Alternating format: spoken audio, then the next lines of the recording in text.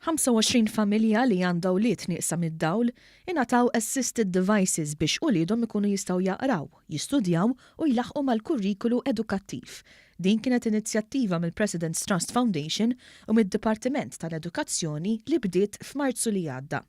Sara Bondin, id-direttur tal-Fondazzjoni, spjegat ma' One News li f'Diċembru li għadda 40 familja diġà ingħataw dan it-tagħmir u kellhom biss kliem ta' apprezzament għal kull min kellu sehem fil-proġett.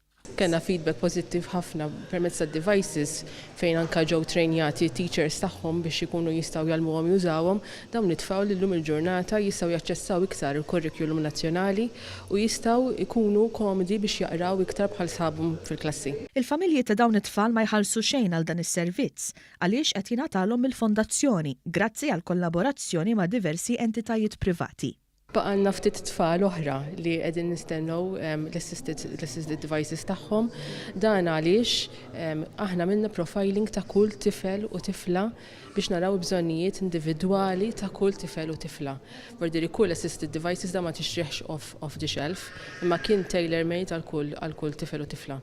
Bondin fakret ukoll li din l-inizjattiva kienet frott ħolma tal-President Marie-Louise Colleiro Preca li tgħin kemm jista' jkun tfal vulnerabbli.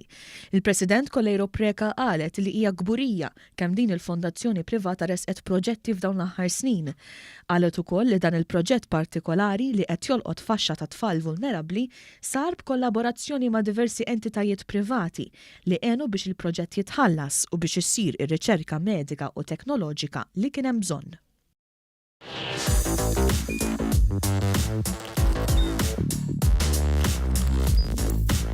Idħol fuq one.com.mt u hemmhekk tista' tara l-programmi kollha li jxandru fuq One permezz ta' One Play.